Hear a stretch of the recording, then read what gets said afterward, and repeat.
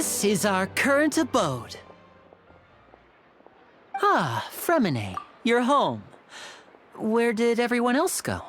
I have some new friends that I would like to introduce. Oh, they all just went out a moment ago.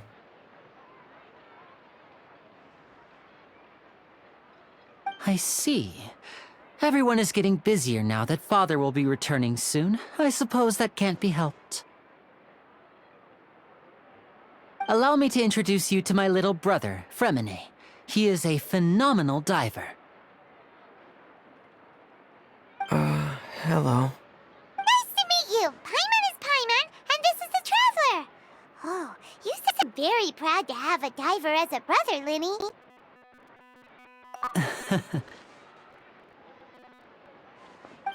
Linny, could you come here for a moment? What is it, Fremine? Do you have something to tell me?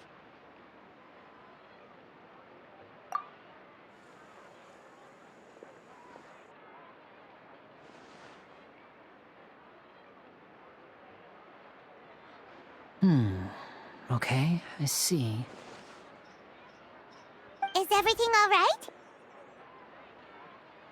Oh, it's nothing. We were just discussing a little housework. Sorry for the interruption. Oh, before I forget, the Traveler and I collected more materials to make magic pockets. Were you able to get any, Fremine? Yes, I went diving and gathered lots of materials. I was about to give them to you. That's our Fremine, always quick with the underwater work. All right, I'll take these to the workshop.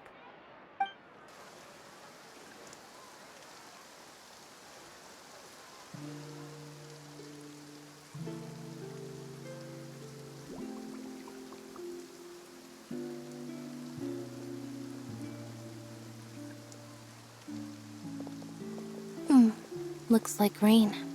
Oh, you're right. But wasn't it clear and sunny just a moment ago? Fontaine's weather sure is weird. I'm afraid that's just how it is here. It often rains on days where there are trials being held in the Opera House, but don't worry, it'll clear up soon enough. What's wrong, Fremine? There's a legend about the rain that I tend to believe. It's said that a dragon of water once resided in Fontaine. Though we don't know where the dragon went, every time it weeps, the skies will cloud up and pour out rain. When I was a child, my mother told me that if I wanted to go outside and play, I should yell toward the sky at the top of my lungs. Hydro Dragon! Hydro Dragon! Don't cry! If it's an elemental dragon, then having the power to make it rain wouldn't be very unusual. Let Paimon try something. Hydro Dragon, don't cry!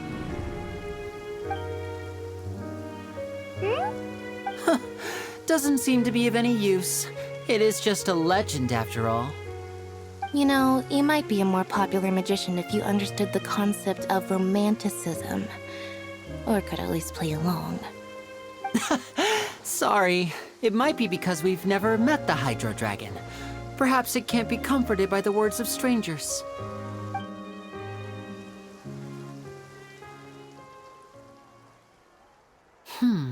It rained for longer than I suspected. Oh, it's already getting late. Was there something you needed to do, Linny? Yeah, some preparations for the show at the Opera House. I need to find a way to catch the last aqua bus of the day. On the day of the performance, just ride the aqua bus to the island of Araneus. I'll have Lynette meet you at the fountain in front of the Opera House. Oh, are you leaving now?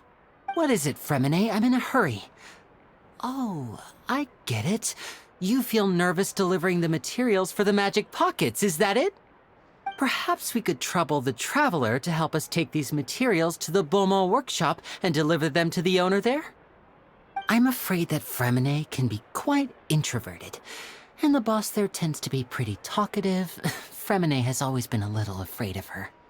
No trouble at all! Don't worry, we're on the case! Sorry for the inconvenience. I'm quite useless when it comes to such tasks. I'll think of a way to make it up to you. Oh, no need, no need. This will be a walk in the park for us.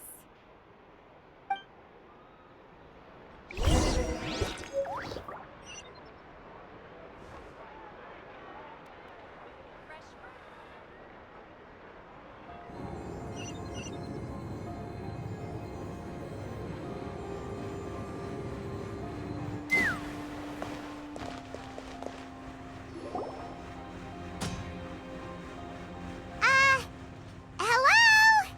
Is there anyone here? Oh, hello there. New customers? Looking to buy, or do you need something made? Or perhaps you're just looking for a chat with me. Oh no, we're just here to deliver some materials. Here they are. They're for making... what were they called again? Ah, these must be for Magic Pockets! I could tell right away. I've already made several orders worth now. No need. They've already prepaid several batches worth. When they told me what they'd be using them for, I even offered them a discount. But they insisted on paying the full amount, saying that I had a business to run. It seems both their hearts and their pockets are made of gold. Whoa. So, is Lenny actually loaded? I can't say for sure, but who knows? Maybe there's good money to be made being a magician in Fontaine. Hey! Is this machine what you use to make stuff here? It looks really advanced. Why use your hands when a machine can do the work? It would be a waste not to use the latest technology, and wasting is a kind of crime. But where does a big machine like that get its power from? Well, it's a little complicated. I'm not sure I can put it in layman's terms for you. But basically, everything we usually use here in the city is powered by indemnitium. It's a type of energy that's produced from trials. Huh? How can trials produce energy? Well, I'm not completely sure of all the details myself, but basically, when a trial is in session, the Oratrice Mécanique d'Analyse Cardinale harvests people's belief in justice and converts it into energy to be used all around Fontaine. So that's what its other function is? Paimon heard that the Oratrice was created by the Archon to make judgments. But Paimon still doesn't get it. How could something unreliable like people's beliefs be turned into a stable power source for these machines? Oh, yeah! So that means the Hydro Archon relies on the machine to take the energy created by belief and turn it into power for all of Fontaine, right? Even though I've never heard anyone really put it that way before, it sounds like it makes sense. Besides indemnitium, we have another type of energy called pneumosia. It isn't produced by the power of the Archon, but it is unstable by nature. Even now, it still cannot be widely used by civilians. I thought I'd find you hard at work, but here you are chatting the day away. Since you're already talking, I'm sure you wouldn't mind a few words with me. You again? Didn't I already promise you that I'd have the more I owe to Confrérie of Cabriere by next month? Why are you hounding me now? Yeah, but how do we know that you won't go running off by the end of this month? I want 50% today. Wait, no, 70%. Huh? You... Seems business isn't so great for the workshop. We've already finished our job and delivered the materials. Maybe now's a good time to leave? Hey, hold on! Before you go around trying to collect payments, why don't you settle your own debts first? If Confrérie of Cabriere wants to poach clients from Northland Bank, that's fine. But I'm afraid you still owe the bank a hefty sum of mora. So why don't we work things out between us first, before you get back to your little conversation here? You're from Northland Bank. But we said we'll pay everything we owe next month. Why are you hounding me now? Traveler, Paimon! I didn't think I'd run into you here in Fontaine. What are the chances? We're surprised to see you too! What are you doing here in Fontaine? You didn't want to stay in Snezhnaya? Long story short, I've already been in Fontaine for some time now, and honestly, things have been pretty boring. But it seems that fate brought our paths together today. Not only will I have some good friends here now, but ones who always seem to find trouble. Either way you look at it, it seems things are going to get a lot more interesting now. Pretty sure we'd want to avoid anything that you'd find interesting. Besides, our trip here has gone pretty well so far. Right, Traveler? Hey, you, Northland Bank boy. Aren't you forgetting something? Don't interrupt. It's not often I run into the Traveler like this. Why don't you wait for me over there for a while? You kidding? Aren't you the one looking for us? You really expect us to sit and twiddle our thumbs while you catch up with your friends? Listen to me, boy. If you want your Mora, fine. Why don't you come and take it? Hey, I just said not to interrupt. Oh, by the way, Traveler, the last time I took Tonya and Tusser ice fishing, Tusser said, Hey! That's way over the line! All right, boys, let's see who has to pay up now! can you at least let me finish one sentence? Fine. Though the bank told me not to get rough with our clients. You're the ones who started it. This is an act of self-defense. You two will have to be my witnesses, okay? I'm sure this won't take long.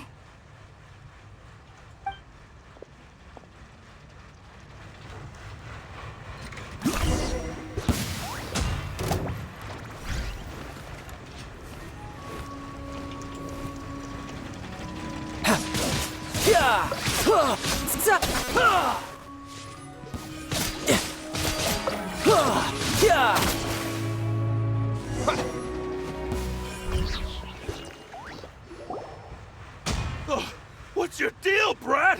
How are you so strong if you're just a staffer from Snezhnaya's Northland Bank? Wait, don't tell me you're... Oh, now you notice. It's a little late, don't you think? Just make sure you understand that you don't mess with Northland Bank. Got it?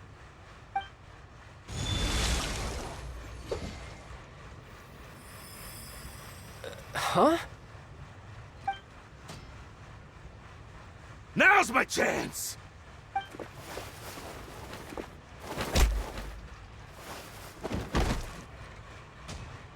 Huh. That was weird.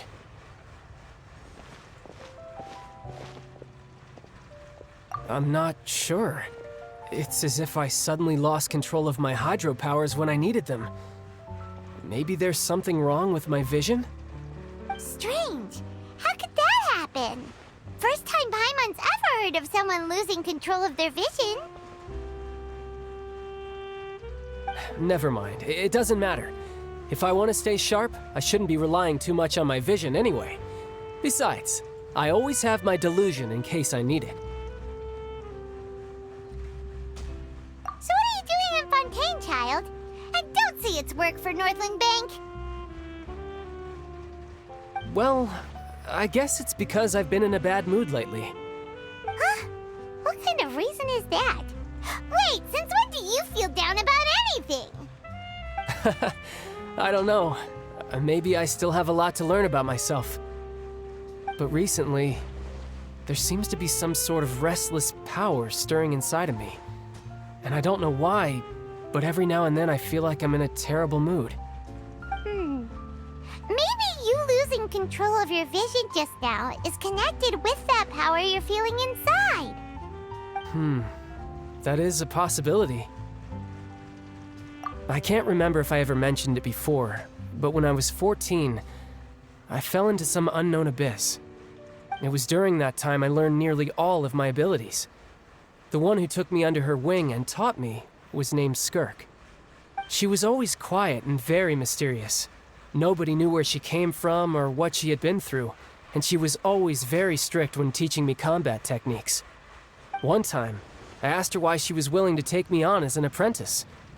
From what I could make of her answer, it was because I had awakened it, and traces of it remained on me. She said that all my combat training would be useful in the future. But what is it? What did you awaken? She never explained that. But my guess is that it's related to a dream I saw when I had just fallen into that abyss.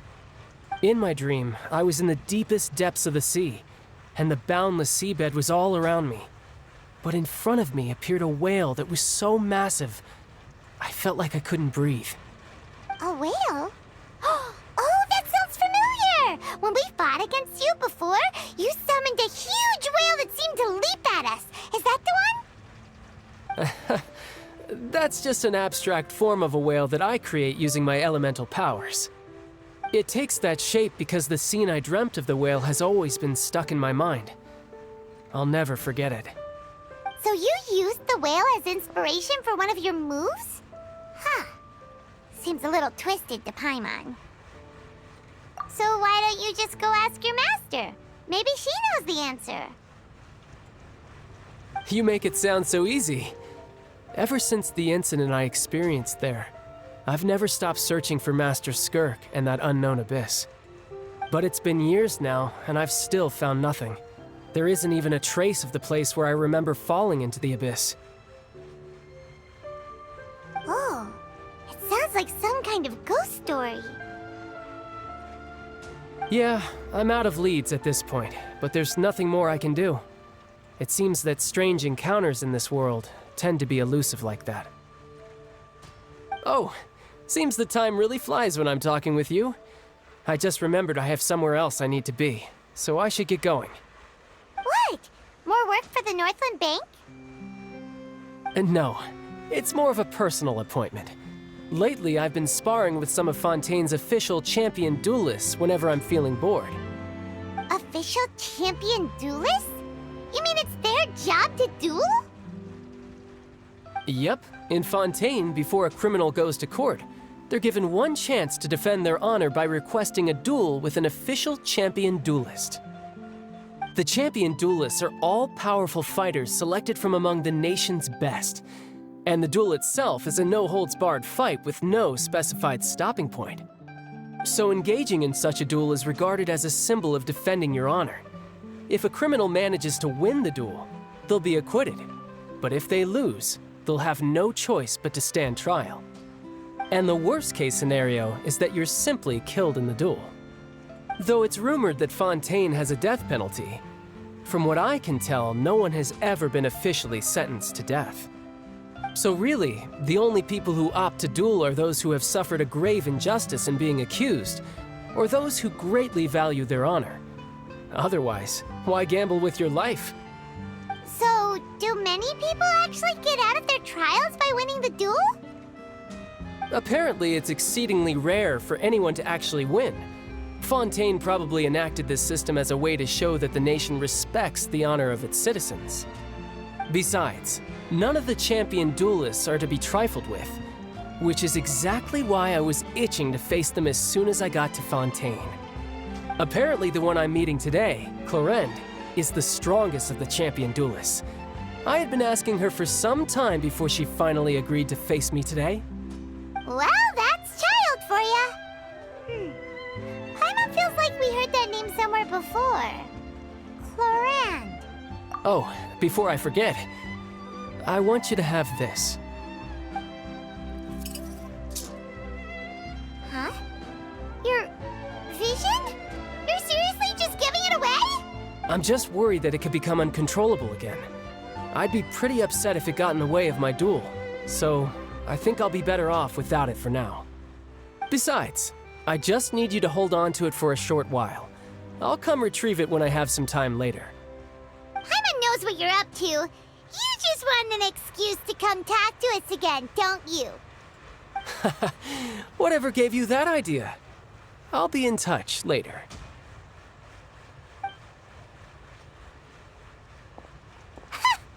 That sneaky guy. He said he's been feeling down lately, but he seemed the same as ever to Paimon. Well, seems we don't have much to do for now. We might as well walk around and see the city before Lenny's performance.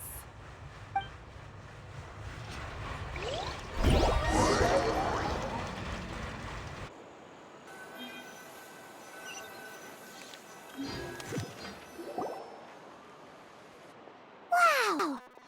Could have seen better. reporter who was barely around for most of the story was the murderer all along! Sorry. Paimon was just surprised, that's all. Whew. Paimon never saw that twist coming. The murder mystery novels here are amazing! The whodunits here in Fontaine are a lot different than the light novels you see from Yai Publishing House. Both have their merits, but Paimon thinks this style of novels are more, well, novel. It's so exciting to reach the moment when the mystery is uncovered, especially in the one Paimon was just reading. You should buy a copy and read it too. Oh, sorry about that. Paimon will be more careful next time. Hey, shouldn't we be heading to the Opera House to see Linny's performance soon? It's almost time for the show to start, so we should get going. Linny said that the Opera House is on Aranias, so let's go ride the Aquabus!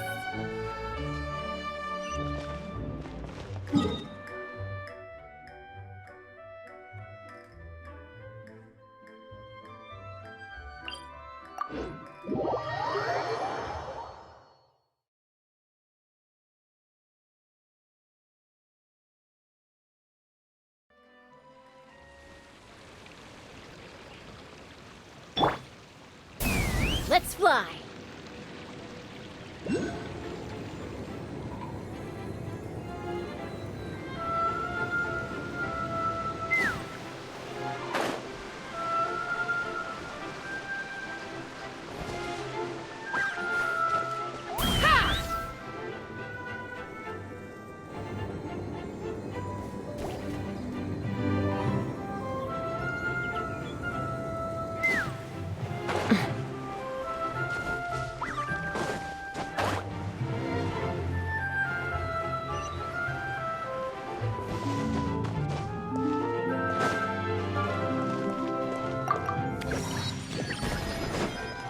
Let's fly!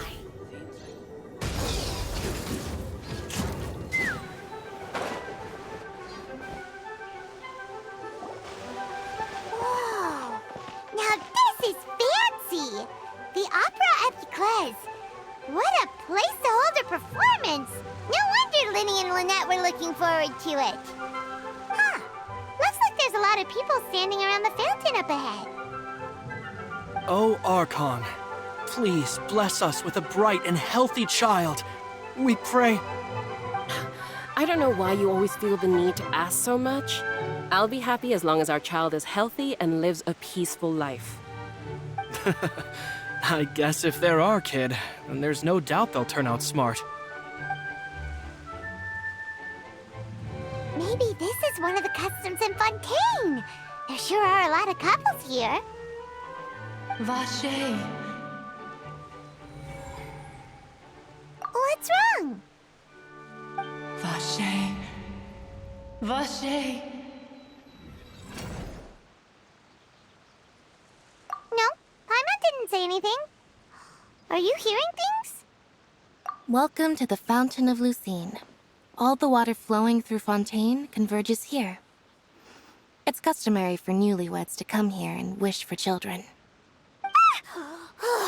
Lynette! You scared Paimon! When did you get here? Lenny asked me to wait here for you, remember? Right. What do you mean? There are a lot of people here right now. Hey, you're not trying to scare Paimon, are you? Besides, it's the middle of the day. It's not the time for eerie things. I see. I might be able to tell you something that could help explain the voice you heard. In fact, you might not be imagining things at all. I suspect that what you heard is a result of your hypersensitivity to the hydro element. Others in my family have had similar experiences. It's because of his sensitivity to the hydro element? But what would hearing a voice have to do with elemental power? When do you cry, Paimon? Wait, what? What does that have to do with anything? Just answer me. When do you cry?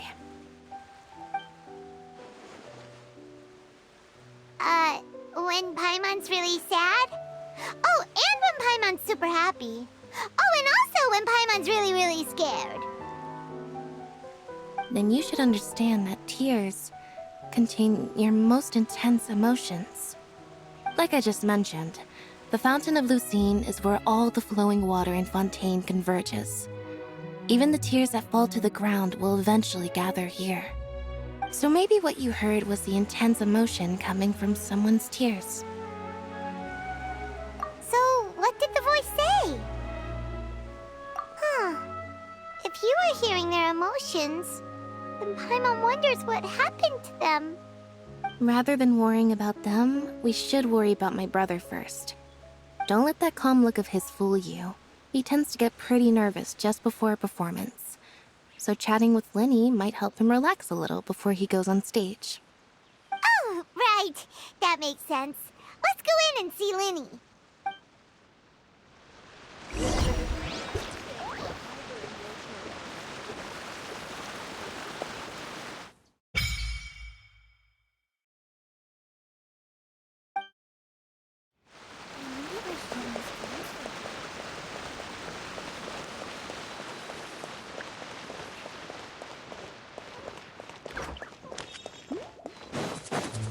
Welcome to the opera.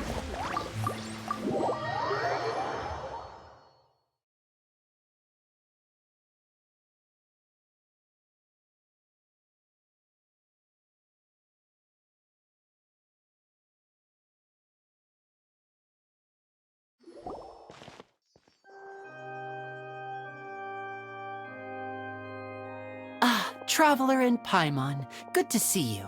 I knew you two would come. Are you kidding? We wouldn't miss it for the world. We've been looking forward to it. I can tell, judging by how early you've arrived. But you're actually right on time. The audience still hasn't started entering the venue yet, which means now is the perfect chance for us to take you to the best seats in the house. Wait just a moment. I'll fetch the tickets.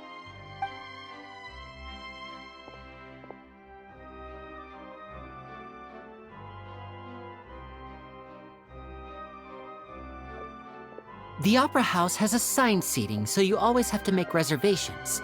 I've already reserved your seats, and here are your tickets. Ooh, front row seats. Thanks, Linny. Don't mention it. There's no need to keep thanking me. Hey, Linny! Could you come over here and take a look at this?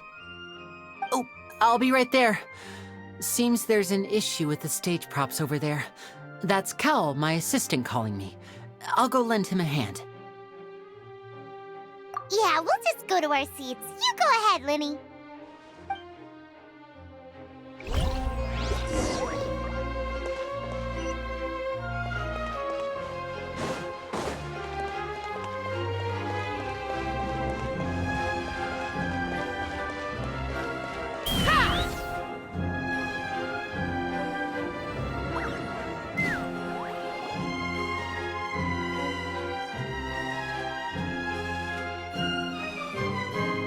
Oh, these should be our seats. Come on, let's sit down.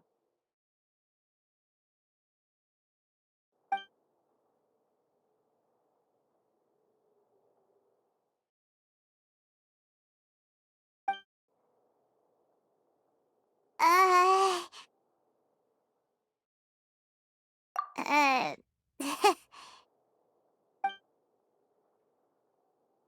Hey, Traveler. Maybe we should strike up a conversation with the person next to us. Since we're sitting together and the rest of the place is practically empty still, it's kinda awkward if we don't say anything. Ah, you little... Of course you put this on Paimon. Excuse me, I did not realize you felt awkward. I am terribly sorry. I would be perfectly happy to chat with you if that is what you would like. Oh, so you heard all of that, did ya?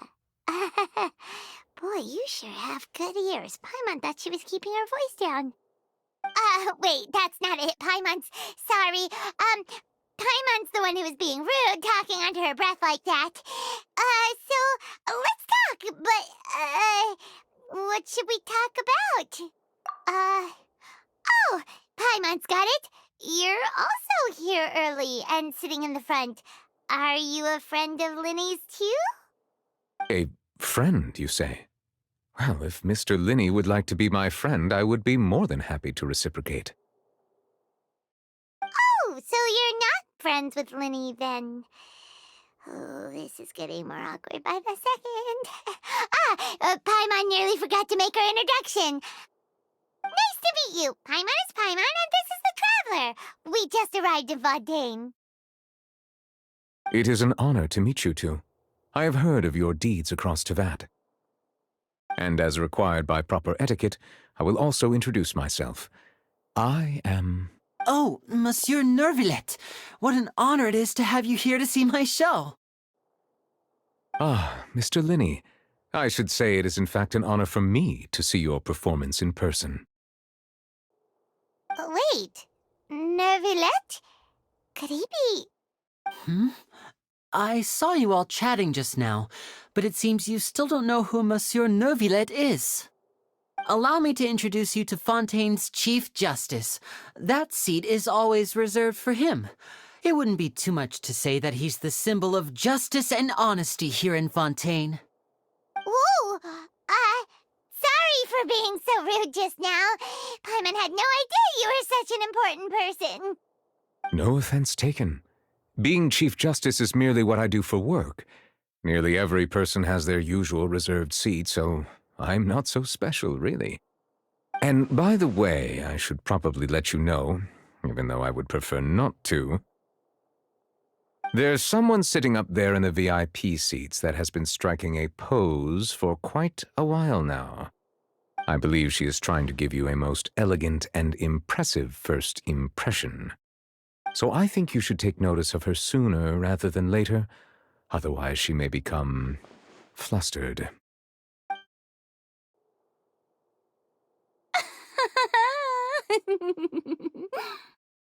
Huh? Oh, it's Farina, the Hydro Archon. Huh. She sure has a smug and satisfied look on her face. Guess she has no idea that you saw right through her act. Very good. That is for the best. No need to pay her any more attention. We may now enjoy the show. Huh? So is this what things are like between the Chief Justice and the Hydro Archon?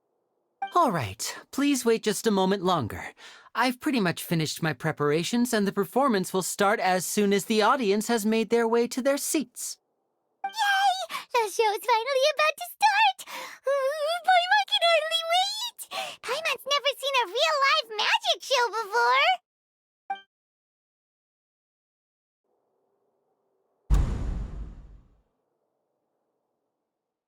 Ooh! They're dimming the lights! The show must be starting!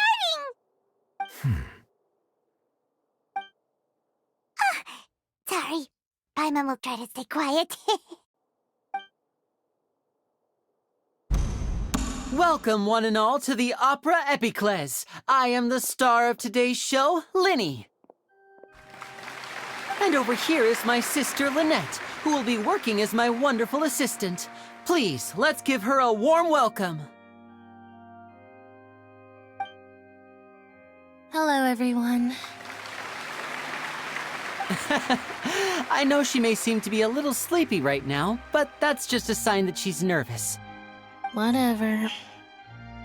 Now, some of you may be thinking, two vision holders who can freely manipulate elemental powers performing magic is not true magic at all. So, I would like to take a moment to assure you that elemental powers will have nothing to do with what you will witness on the stage today.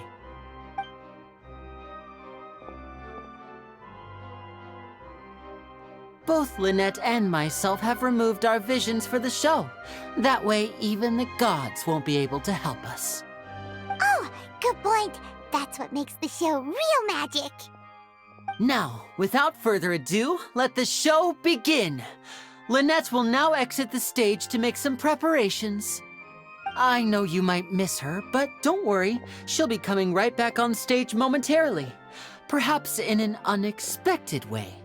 I'm sure she'll be stealing the spotlight soon enough. Oh, and before I forget, there's one more thing I should say. You never know what can happen in the blink of an eye. A magician's greatest skill is making things disappear or appear. The possibilities are endless.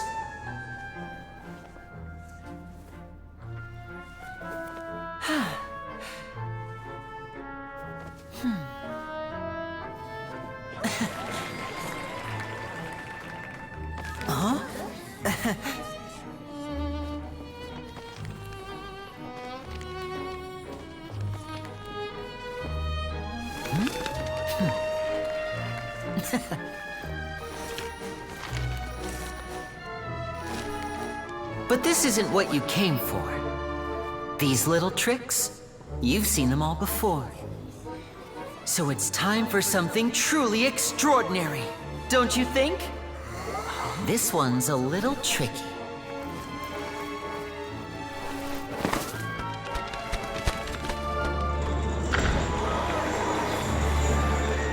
Using this water tank, I shall make my sister vanish completely, right before your very eyes.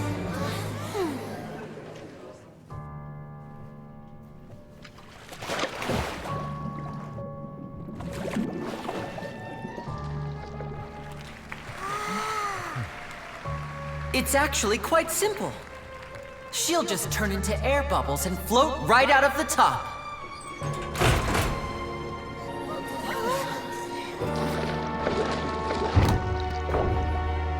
Oh no! I told them to check all the props carefully.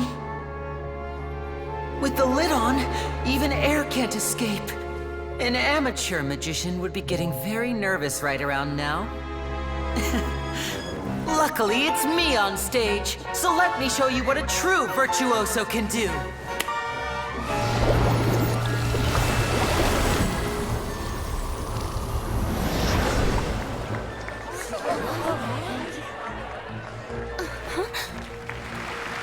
Lynette, are you still there?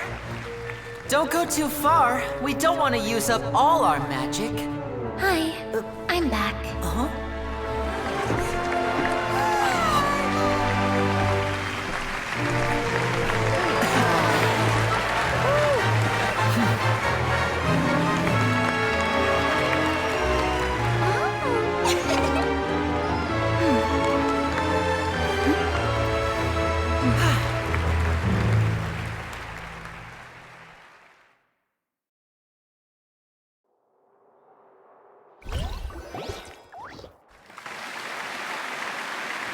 Whoa!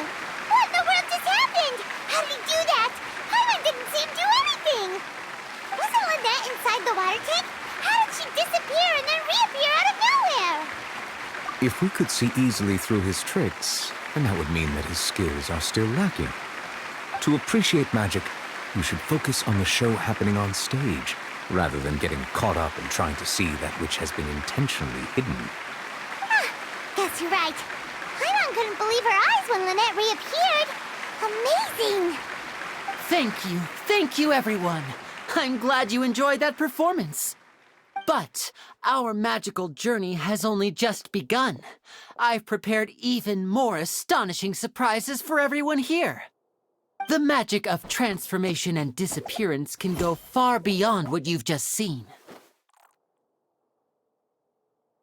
I'm sure many of you are thinking that escaping the water tank was impressive enough, but Lynette is still my assistant after all. In which case, I have ample time to make all necessary preparations. So, for my next trick, I will require the participation of one lucky audience member. Please, if my assistants could bring out the magical boxes now. There are 2 boxes and only 2 boxes. One is here, and one is there in the aisle among the audience.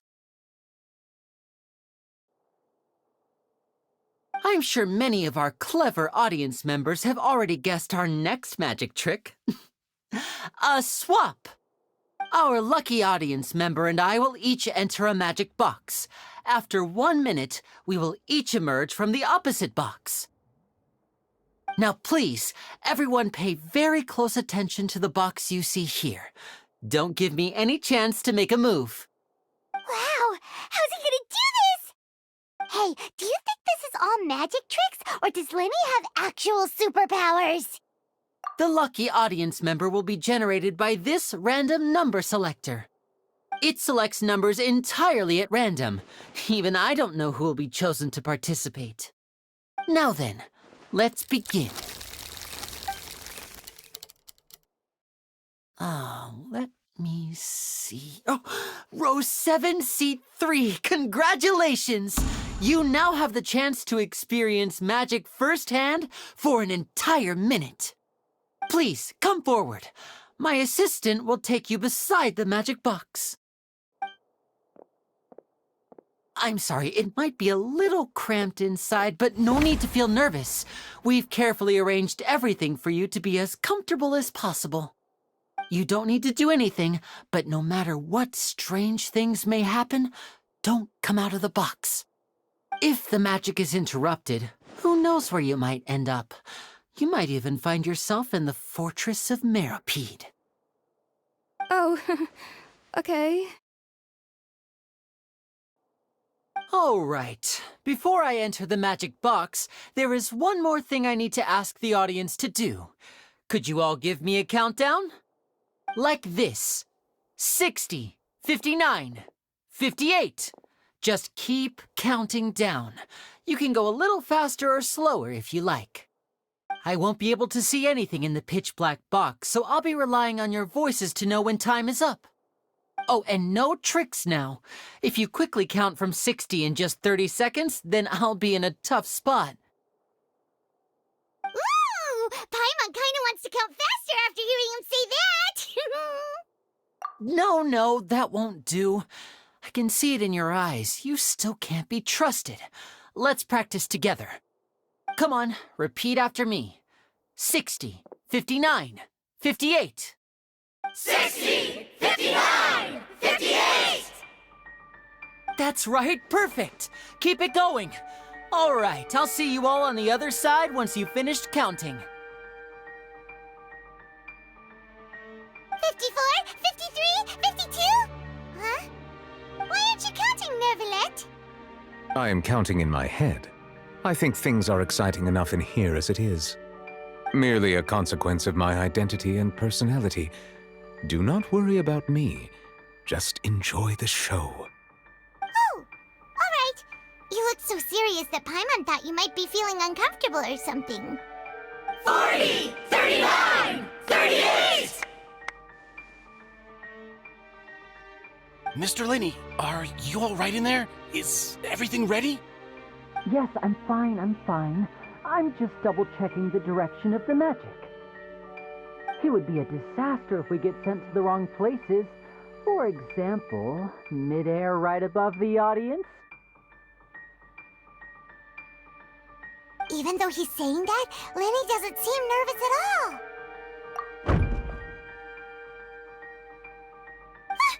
What was that noise? Did you hear it too? Not sure. Anyway, it doesn't seem like anyone's worried about it. 25! 24! 23! What's wrong, Mr. Linney? I can still hear you moving in there. I seem to have accidentally knocked over a decoration. I'm trying to fix it, but it's pitch black in here. I can't tell left... Never mind the decorations. There's no time for that. The show is what's important. No, that's unacceptable. I want my show to be perfect. Don't worry, we still have 20 seconds. Hear them counting? 19! 18! 17! It seems things aren't quite going as planned. I apologize, everyone. It feels like you're all starting to count faster, but that's all right. I know it can be tiring to do such a long countdown. 10 seconds and change is still plenty of time. 10! Almost there now. Whew. Swapping two people is harder work than you might think. Even a master magician like me can't guarantee I'll get it right the first time. Hey, wait! Is this the back one? I can't tell. They both look the same inside. Huh? No No, that's not it. I'll try again. 7, Hey, slow down! Honestly! 5, 4, 3, Whoops! That doesn't count! 0.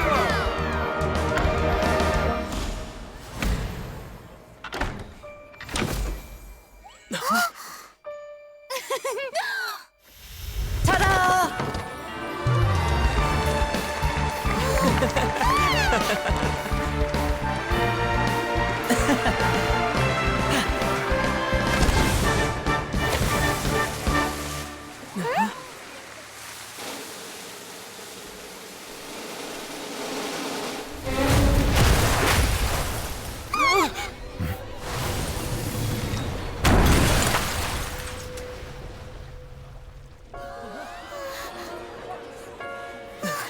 What happened?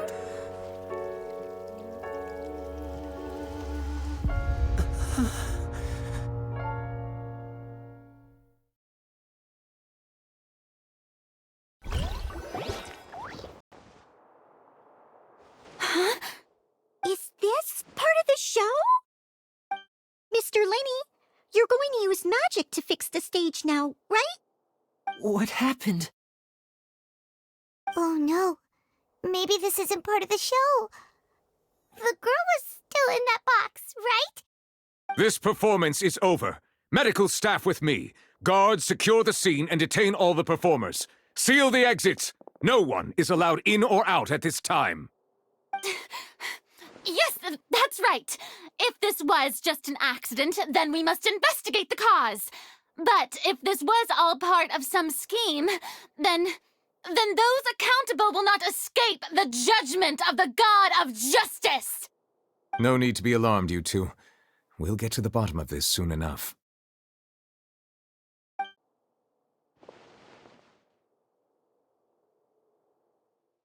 Unfortunately, the person who is in the magic box has been pronounced dead. His name was Cowell, one of the assistants in Linny's magic troupe. Apparently, the fireworks on stage ignited the ropes that were suspending the water tank, which then caused the tank to fall onto the stage. As of now, we are still not sure why we found Cowell in the box, rather than the guest from the audience. And after an initial search of the area, the guards have confirmed that the girl is nowhere to be found. It appears that this incident was not merely some mishap with the performance. And there are many indications that it is connected with the case of the serial disappearances of young women. The serial disappearances case? That's the case that Charlotte mentioned before. I know the truth. I can see through the whole thing. Really, using such a shallow and obvious mystery as his finale. Did he really underestimate us that badly? I say that our powerful magician, Mr. Linny, is now the prime suspect for the serial disappearances case. Huh? Why me? This whole thing was an accident. No, this all occurred during your magic show, did it not? The missing girl disappeared after being chosen, did she not? The deceased is one of your assistants, is he not? Now that I think about it, that whole speech about magicians making things disappear was nothing more than a provocation, a bald-faced challenge. That can't be right. How can Linny do this? He was in the box on the stage the entire time. We can even hear his voice. Besides, before the show, he told us that he would like to catch the criminal behind the disappearances. He couldn't possibly mean catching himself. Save discussion for a later time, please. Lady Farina, may I assume that your comments just now constitute an accusation against Mr. Linny and his associates, and that you are pressing charges? Huh? I just think that he... Well, I think it might be a little early to talk about formally pressing charges. But what Lady Farina said just now makes perfect sense. Looks like she's gonna personally deliver justice. A kidnapping and murder carried out under the cover of a magic show. Lady Farina said it all. I mean, of course, my dear people. But what excites me even more than the obvious truth before our eyes is the opponent I'll be facing. That's right. I mean you, Traveler. You'll support Lenny, won't you? After all, he was the one who helped you the first time we met. Then there's no problem at all. You know, the Traveler and I already had a duel the first time we met. But with Lenny's help, our little duel ended in a draw. But draws really are the most boring possible outcome. So, no more draws. Between the two of us, there must be a clear winner and loser. And what better place to hold such a riveting showdown and decide the true victor than here, on the grandest of stages, the Opera Epiclese. It wasn't a draw. She obviously lost last time. I understand. Charges have now been pressed, and as such, a trial is in order. Well, Traveler, seems Lady Farina has set you in her sights. But putting her dramatic rhetoric aside for a moment, I would like to ask you, are you willing to act as Mr. Linney's attorney and defend him in this case? Very well. The trial will be held a day from now in the Opera House. Both sides may investigate the scene to build their cases and search for the truth. Linney and his troupe are all potential suspects and shall remain within the Opera House. The audience may begin to leave in an orderly fashion once they have been cleared by the guards. A day isn't that long. Let's see what kind of case this big-shot Outlander can build in such a short amount of time. I'm really quite looking forward to hearing it.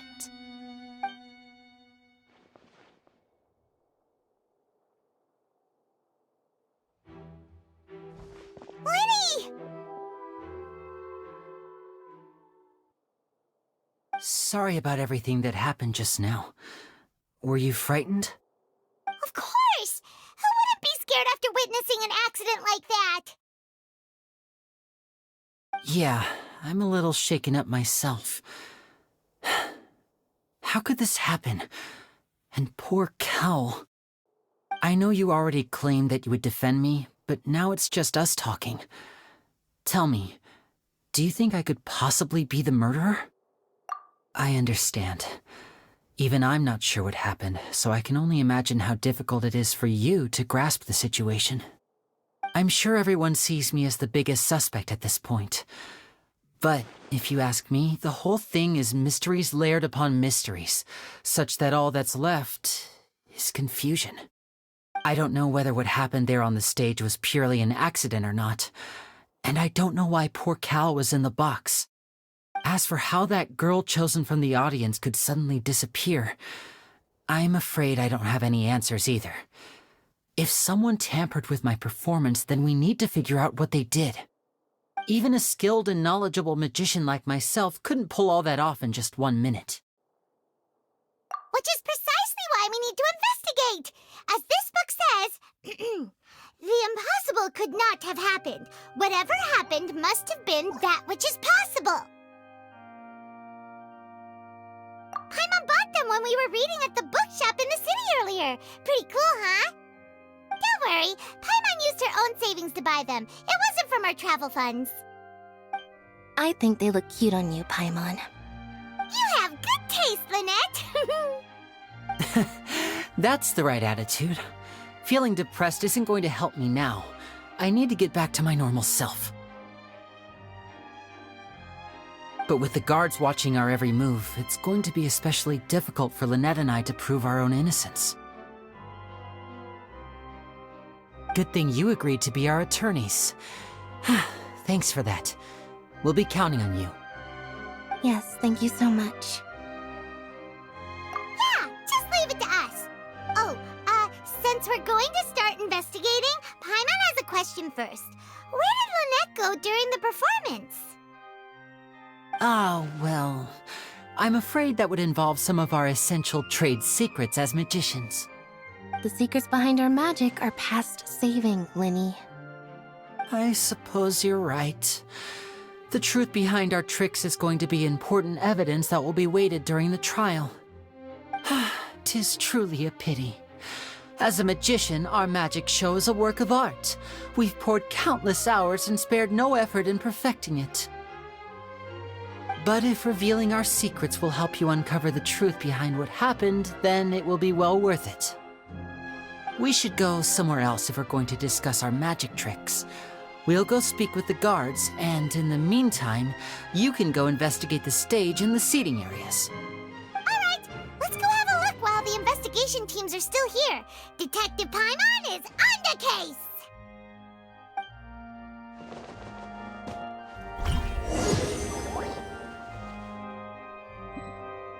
Hello, officer. How's the investigation going? Ah, I see. You must be the traveler that Lady Farina mentioned. Listen, I'll be perfectly honest with you. I'd avoid getting mixed up in this whirlpool of a mess if I were you. Huh? What do you mean? Come with me and you'll see. The deceased is one of Linny's assistants, named Cal. Even though he hadn't joined the troupe long, he was hardworking and everyone generally liked him. The assistants are usually in charge of setting up and inspecting the props, as well as assisting with the show and keeping the crowd engaged. As you probably saw when you were in the audience, the water tank suddenly fell and smashed the box with Cowl inside it. This is the real mystery. We've already searched the scene and were unable to find any traces of the girl. However, if you look carefully, the box was positioned directly under the water tank. The ropes holding the tank were then burned by the pyrotechnics on stage, causing them to snap. All these factors lining up so perfectly makes it hard to see this as a mere accident. If anything, the more logical explanation is that the whole incident was intentionally planned, and Linny is the most likely person to have access to all these areas. But he doesn't have a motive! Are you both good friends of his? Well, you can't say we're good friends, but we've known each other for a little while. So in just a short time, he was not only able to win your trust, but even convince you to act as his attorneys. I know there's no such thing as magic. The real trick of a magician is holding the audience in the palm of their hand. I've seen a lot of cases, and I can tell you that people are the least reliable kind of evidence. Sorry, I tend to be pretty straightforward. Just know that I'm warning you for your own good. Anyway, you may investigate the scene of the crime yourselves if you're curious. Who knows, maybe you'll be able to come up with some new evidence.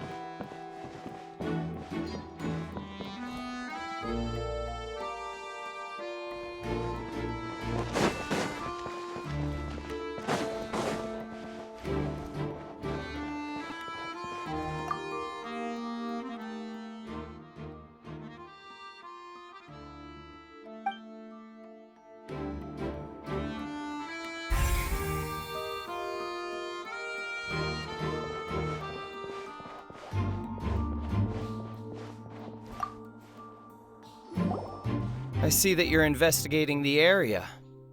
Well, it just so happens that I'm interested too. If you find any new and interesting leads, be sure to share them with me, alright? We don't have too many thoughts yet. Then why don't I tell you my hypothesis first? The way I see it. And I'll start it with that loud thud. The thud? Oh, you mean the sound that happened during the countdown? Yes, exactly. It wasn't terribly loud, but I suspect that most people heard it. It's just that everyone was awaiting the results of Linny's trick with bated breath, so no one paid it much mind. But now that the incident has happened, the thud has become an important clue. That makes sense. So, what do you make of it?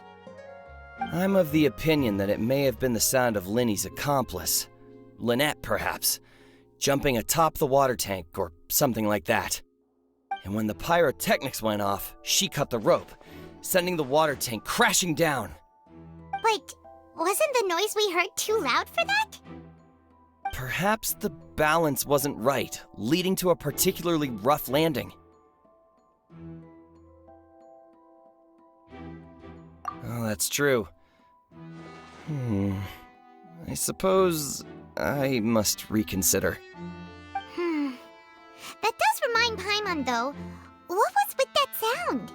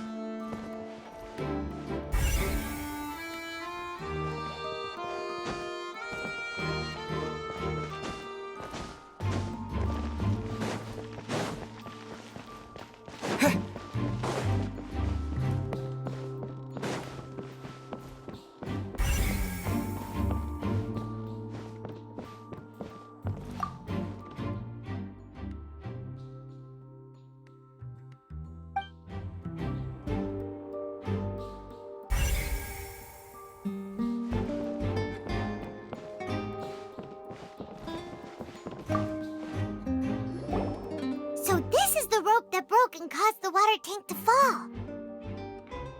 The rope looks pretty durable. How can it be burned through so quickly by fireworks? Why are you suddenly so serious, Traveler?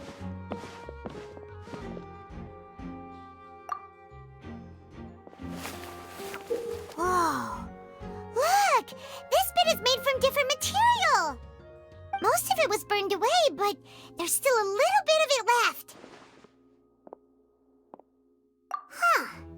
So if a rope meant to hold something was made with that kind of material in it, then that means... Wait! Paimon should write all this down! Let's take notes!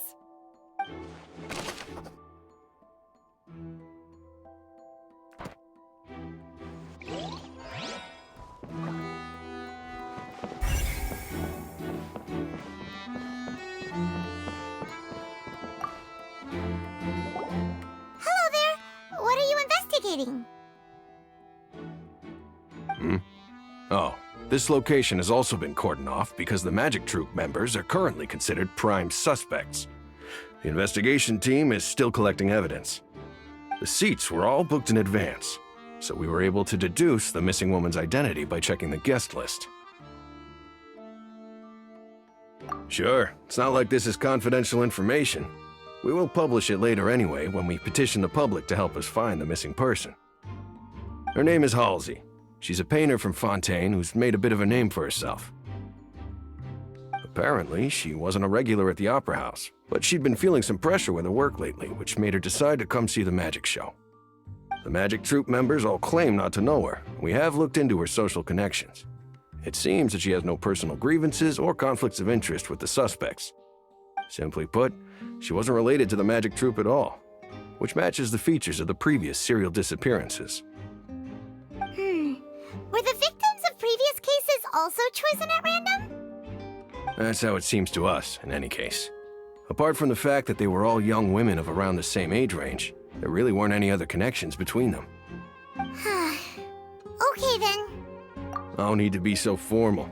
If you do happen to see the missing girl, please be sure to contact us. It is of utmost importance that we get to the bottom of these disappearances.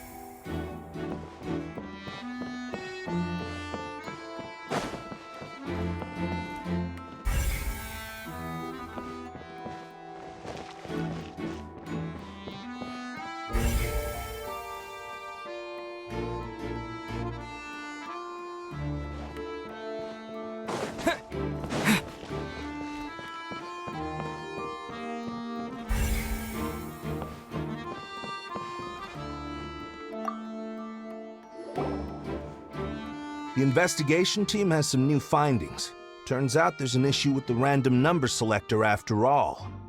See, I told you. What if the machine picked some big guy's seat?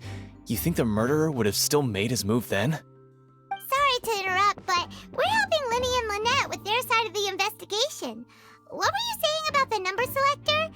There's something wrong with it? You're trying to help them? That'll be a tall order. Linny used the machine to pick a random member of the audience during his performance, right? The lucky girl that later disappeared.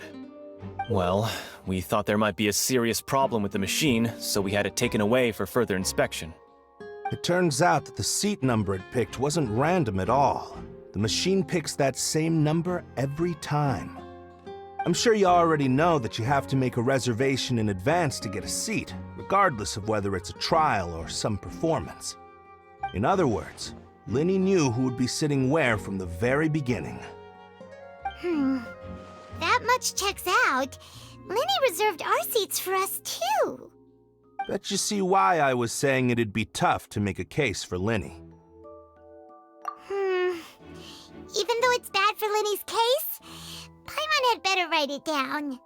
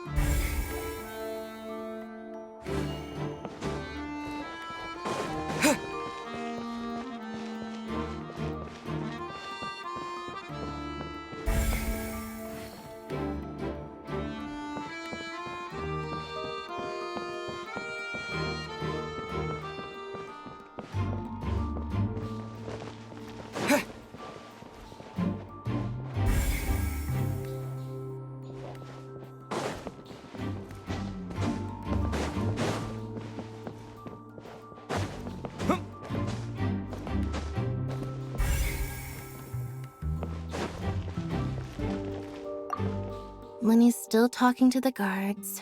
It seems he'll have a lot of explaining to do. I think someone will be assigned to monitor us later, but that's alright.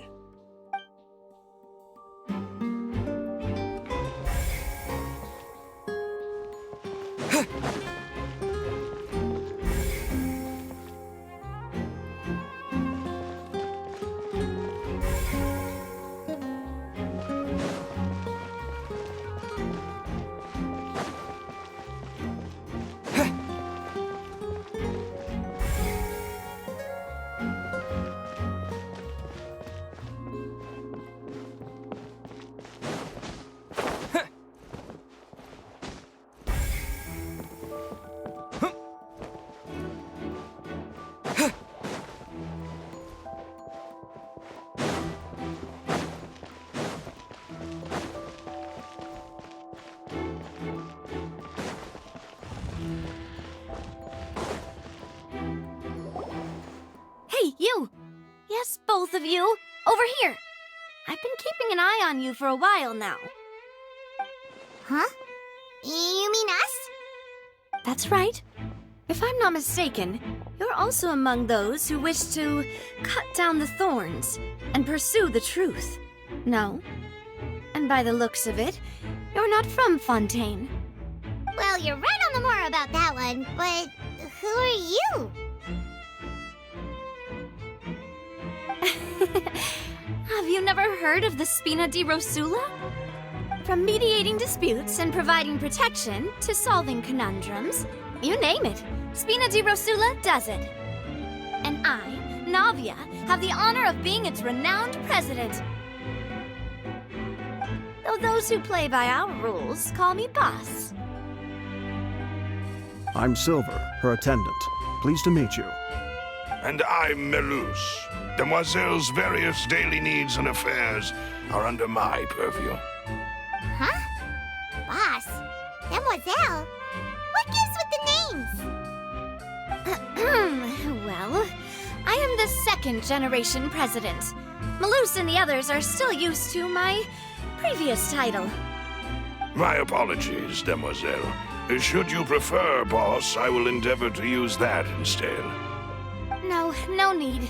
You don't have to call me boss. Just Navia is fine. Okay, if you say so. Not that we're members of Spina di Rasula anyway. All merely trifling details. Never mind. Now, back to the situation at hand. That's right. I've always kept an eye on the serial disappearance cases. My interest stems from a matter back from my father's time. Judging from the look of things, I find Linny an unlikely mastermind. Really? We think so too! That's why we're looking for clues now. But how did you come to that conclusion? Intuition, naturally. My unparalleled intuition. Farina sure was quick to point the finger at Linny without any decisive evidence whatsoever, wasn't she?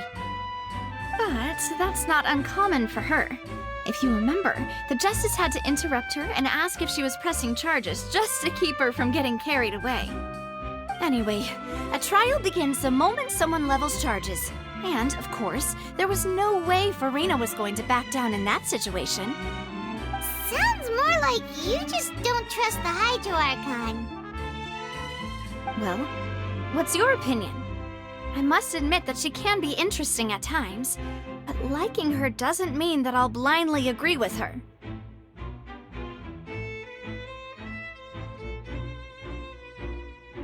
All right, I've answered your question. Now, it's time you answer mine. Wait a minute! Did that answer count? Well, I say it does. But don't worry, you won't hear any pointless questions from me.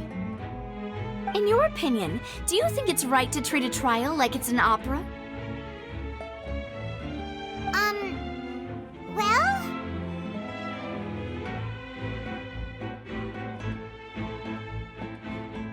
And why would that be?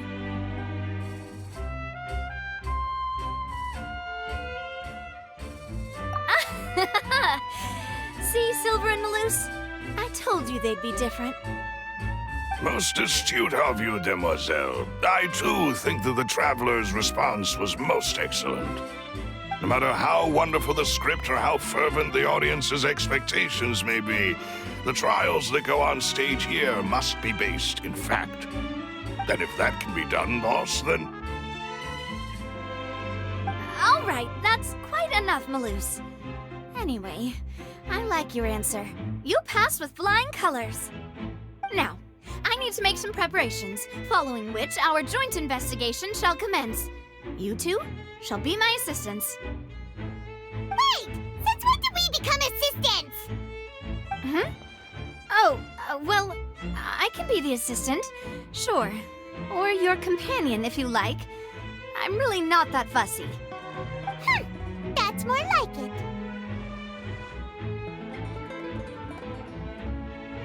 Far be it from me to brag, but I believe that Demoiselle's intuition will be instrumental in uncovering the truth.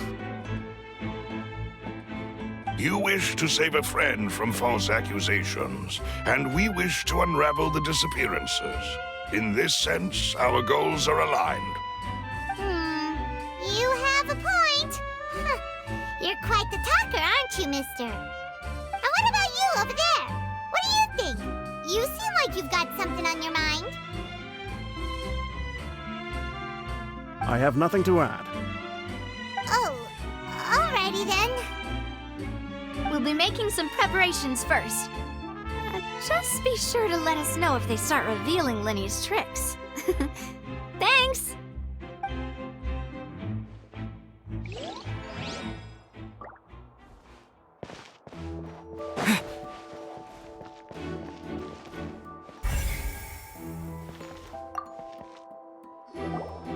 Sorry, but no one can freely enter or exit the Opera House at the moment.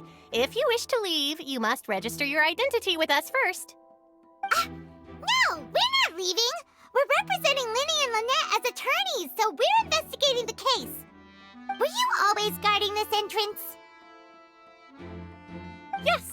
After the Chief Justice gave the order, everyone coming in or out must undergo a strict inspection. So, the missing girl couldn't have left from here. At least, not from that point on. I doubt there was much opportunity then, either. How can you be so sure, Well, because I was in charge of security near the entrance at that time. I couldn't see Linny's performance from here, which was quite a shame. Just my luck.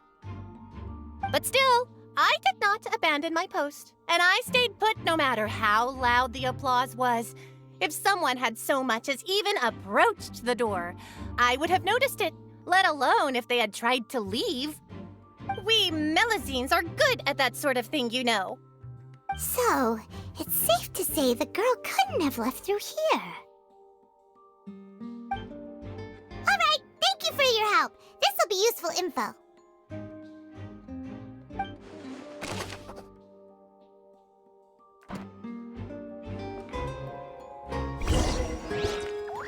We've checked everything of note here at the performance venue. Paimon wonders how Linny's discussion with the guards is going. Let's go see, shall we? Ooh, things are getting interesting, huh? Understood. Then I will be going with you. Just so you're aware, I will be monitoring your actions and making notes as necessary. Very good. Thanks for being so agreeable. I'd pull a rose out of my hat as a gift for you if I could. You may spare the pleasantries. I'm just doing my job. You've arrived. Who's this? Me? I'm Spina di Rosula's guardian angel. If you've got a problem, I've got the firepower. Sorry, I got a little carried away there. Call me Navia. I'm a partner of theirs, and will be helping investigate this whole situation. And these are my companions. Would you mind if they join as well? Fine by me. Oh, new helpers? I would be most grateful. Well, let's just say we're tagging along. It's not every day you get to see the secrets behind magic performed on such a large scale. I appreciate your kind interest. Come with me. We'll be heading below stage. Huh? Below stage? Yes, a world of secrets is hidden beneath this magic box, prepared specifically for this switcheroo trick. But before I reveal everything, you should have a look first. Notice anything strange here?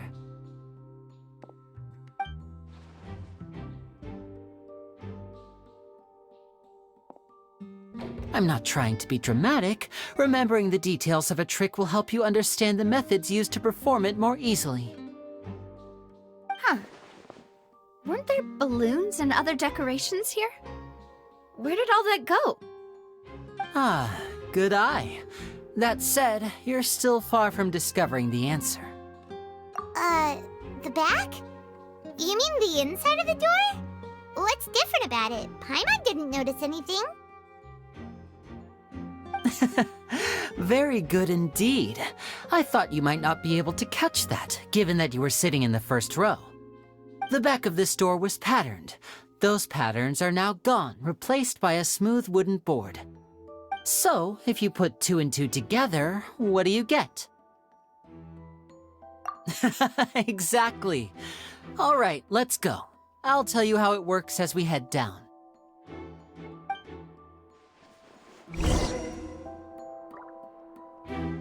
Oh, so there was a passageway under the magic box! I knew you'd figure out most of it as soon as you saw this place. The 2 magic boxes are positioned right above the 2 entrances of the tunnel. See this flatbed trolley? The box with the lucky audience member in it would be shuttled over to the other side using the trolley. This trolley can raise and lower and even rotate, ensuring that the box will face in the right direction. I see. So that's the purpose of the box inside another box. Precisely. The inner box would descend after the audience member was put inside and be moved along the trolley, all while the outer box would remain on stage as if nothing had ever changed. So that's how you did it! Once the box was lowered, the trolley would store some energy through this device here, with which it would complete the rest of the steps. The audience member would only be able to feel some slight movements in the dark, and by the time she walked out, she would already be back on stage. Right! You were talking that whole time, and you even came out for a moment near the end! Ah, yes. A phonograph operated by Lynette was used to achieve that effect. My assistant and I had already scripted our conversation beforehand. When the countdown began, I had already gone to the opposite box via a tunnel using that ladder. And what about Lynette? Where was she? I was in the mezzanine space in the back of the box. Oh, interesting! That's how we were able to coordinate Linny's lines with the assistant. And, by the way, I was the one who walked out of the box at the end. I mean, we are twins. All it takes is a change of clothes and no one can tell who's who. And that's my favorite part of this trick. Only Lynette and I can perform it. So that's how it all worked! Wow! Every detail you revealed was more amazing than the last!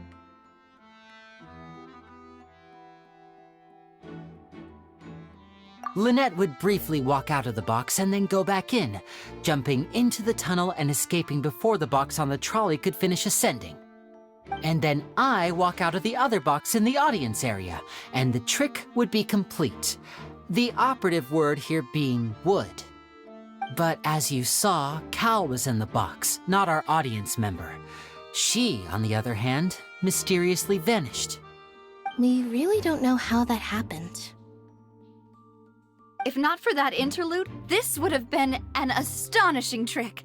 I probably never would have figured out how you pulled it off. And yet, to think that someone was able to use this magic trick to commit a crime. Could we have a look around? I think we can come up with some more leads. This is the scene of the crime, so Linny and Lynette are not permitted to stay here. I'll escort them back up. Yes, of course. No need to be so strict now. I won't disappear into thin air, you know. Thanks, everyone. We're counting on you.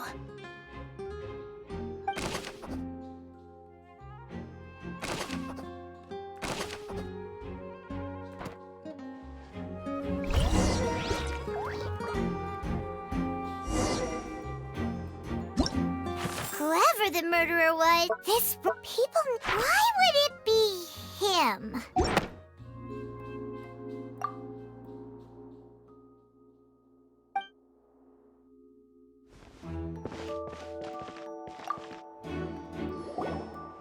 The floor is wet. Please be careful not to slip. Speaking of which, why would there be water here? Oh! Paimon knows! It's one of those tricks where you pour water into a jug and then flip the jug over only for the water to disappear? And here's a broken vase! Huh. Did the trolley knock it down while moving? That can't be. The trolley moves along tracks from start to finish. It couldn't have hit the vase at this distance. Let's note this down too and think about it later.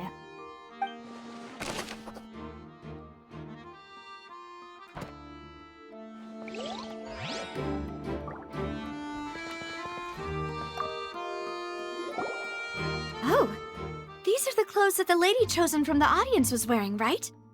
Her clothes are here, but she's nowhere to be found.